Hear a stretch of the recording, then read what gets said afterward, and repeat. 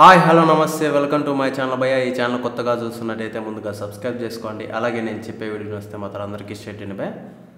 అయితే ఈరోజు మన టాపిక్ వచ్చేసి మన బ్రహ్మానందం గారు నటించిన బ్రహ్మానందం సినిమా రివ్యూ అయితే చెప్పబోతున్నాను భయ్య. నిజానికి సినిమా చాలా ప్లాట్ఫామ్గా అనిపించింది నాకైతే. అంటే ప్లాట్ఫామ్గా అంటే నేను ఎలా అంటున్నానంటే సినిమా చూడడానికి థియేటర్ ప్లాట్ఫారం బాగుంది అన్నట్టుగా అనిపించింది. ఈ సినిమాకి పర్టికులర్గా మన బ్రహ్మానందం గారి కొడుకు క్యారెక్టర్ అయితే నాకు సూపర్ అనిపించింది భయ్య. అయితే ఈ సినిమాలో గ్రాండ్ ఫాదర్ మాదర్ అయితే చేస్తాడు, సన్ మాదర్ చేయడం. అయితే స్టోరీ వచ్చేసి మన బ్రహ్మానందం గారు ఒక ఓల్డేజ్ హోమ్లో ఉంటారు. ఆ ఓల్డేజ్ హోమ్ నుంచి ఒక పల్లెటూరుకి పోతారు.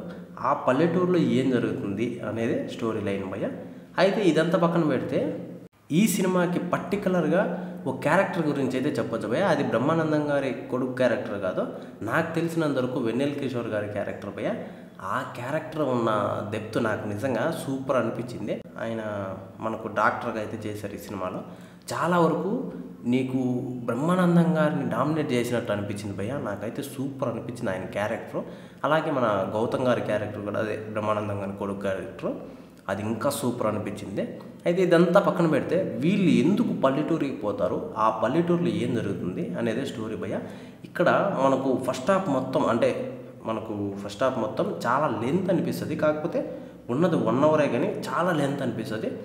కొంచెం ఎక్కడో అలాంటి కమెడియన్స్ని పెట్టుకొని కూడా ఎక్కడో ఒక కామెడీ ట్రాక్ అనేది కూడా మిస్ అవుతుంది భయ్య. అది కొంచెం మైనస్ అనిపిస్తుంది సినిమాకి. ఇంకోటి వచ్చేసి సినిమాలో సెకండ్ హాఫ్లో మనకు ఏదో జరుగుతుంది అని చెప్పేసి అంటే అదంతా పల్లెలోనే జరుగుతుంది. అక్కడ ఏదో జరుగుతుంది అనుకుంటాం కానీ అక్కడ ఏం జరుగుతుందా అనేది ఒకటి మిస్ అయితే అవుతుంది భయ్య సినిమా లాస్ట్ వరకు చూస్తే. కాకపోతే క్లైమాక్స్ అయితే కొంచెం డిఫరెంట్గా అనిపిస్తుంది భయ్య, నాకు సూపర్ అనిపించింది. అయితే ఈ సినిమా ఫ్లేవర్ వచ్చేసి మనం ఇంతకు ముందే చూసినట్టుగా కూడా అనిపిస్తుంది. అది కొంచెం నెగ్లిజెన్సీ అన్నట్టుగా అనిపిస్తుంది భయ్య. అది ఎక్కడో ఒక చోట తప్పు జరిగిందని అనిపిస్తుంది.